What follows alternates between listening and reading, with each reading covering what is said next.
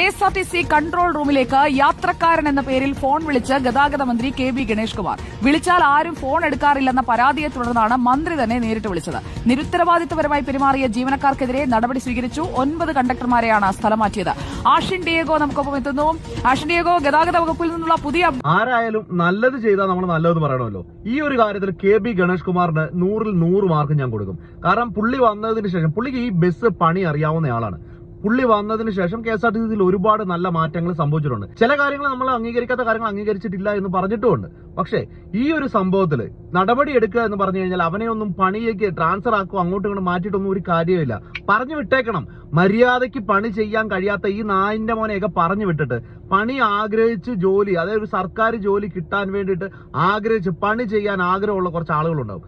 അവരെയൊക്കെ പിടിച്ച് പണിക്ക് കയറ്റണം. ഇവരൊക്കെ ശമ്പളം കിട്ടിയില്ല, മറ്റേത് കിട്ടിയില്ല, മറിച്ച കിട്ടിയില്ല എന്ന് പറഞ്ഞിട്ട് ഈ തുണിയും കോണവും പൊക്കി പിടിച്ചുകൊണ്ട് റോട്ടിലൂടെ ഇറങ്ങുന്ന സമയത്ത് മര്യാദയ്ക്ക് പണിയെടുക്കണം എന്നുള്ളൊരു ബോധവും കൂടെ ഉണ്ടാവണം. പണിയെടുത്ത് ശമ്പളം വാങ്ങിക്കണം. അല്ലാതെ തിന്നു കഴിഞ്ഞാൽ ഇന്ത്യയൊക്കെ ദേഹത്ത് പിടിക്കത്തില്ല. പണിയെടുത്ത് തിന്നണം. തിന്നില്ലെന്നുണ്ടെങ്കിൽ അജീർണം പിടിക്കും, വയറ്റി പിടിക്കത്തില്ല. അപ്പൊ ഇങ്ങനെയുള്ള കുറെ കൊണാപ്പന്മാരെ എല്ലാം ഈ ഡിപ്പാർട്ട്മെന്റിൽ നിന്ന് തന്നെ എടുത്തു കളഞ്ഞാലേ നിങ്ങൾ രക്ഷപ്പെടത്തുള്ളൂ എന്നുള്ളൊരു കാര്യം ഇനിയെങ്കിലും KB ഗണേഷ് കുമാർ മനസ്സിലാക്കുക. ഇന്നലെ ഞാനൊരു വീഡിയോയിൽ കണ്ടായിരുന്നു, പാഴ്സൽ അകത്ത് നിന്ന് വലിച്ച് വെളിയിലേക്ക് എറിഞ്ഞു കൊടുക്കുന്ന ആൾക്കാരെ. നിങ്ങൾ പാഴ്സൽ സർവീസ് അത് ഇതെന്നൊക്കെ പറഞ്ഞ് തുടങ്ങുന്നുണ്ടല്ലോ. ഇതൊക്കെ വിജയിക്കണം എന്നുണ്ടെങ്കിൽ ഇതുപോലെയുള്ള മൊണ്ണകളെ എടുത്ത് ദൂരെ കളയണം.